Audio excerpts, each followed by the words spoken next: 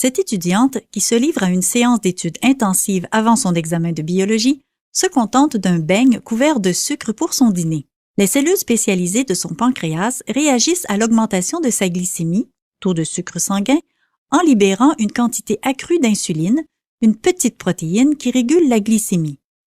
Entrons dans une de ces cellules pour voir comment cette protéine est synthétisée.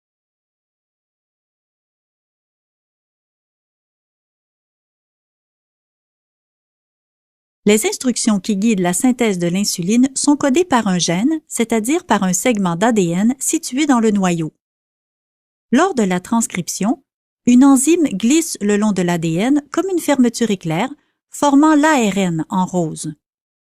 Les nucléotides entrant dans la constitution de l'ARN sont disposés en ligne vis-à-vis des nucléotides complémentaires de l'ADN, transcrivant de cette façon l'information de l'ADN en ARN.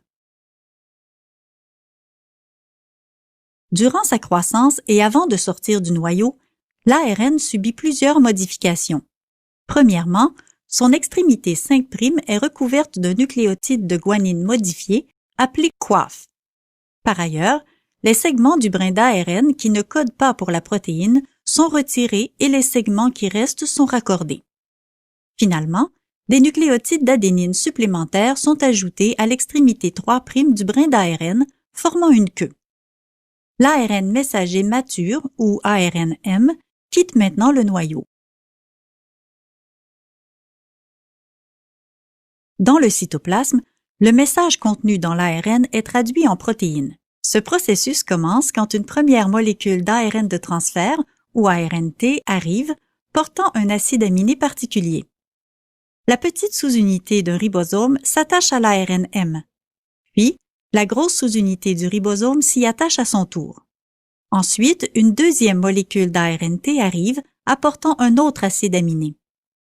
Le ribosome contribue à la formation d'une liaison covalente entre les deux acides aminés.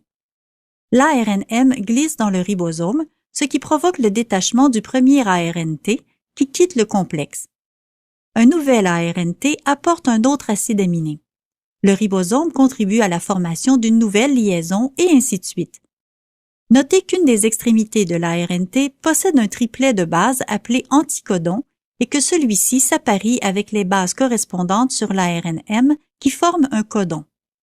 L'autre extrémité de l'ARNT porte un acide aminé particulier.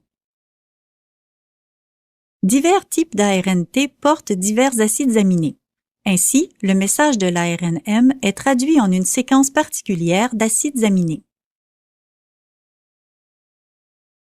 Dans le cas des protéines qui seront sécrétées par la cellule, comme l'insuline, le ribosome s'attache au RE rugueux et la protéine croît dans le compartiment du RE.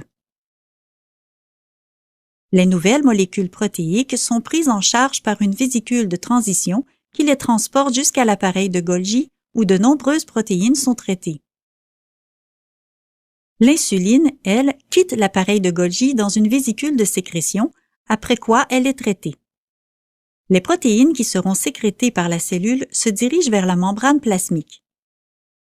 À cet endroit, le pancréas sécrète l'insuline et celle-ci commence à réguler la glycémie de l'étudiante.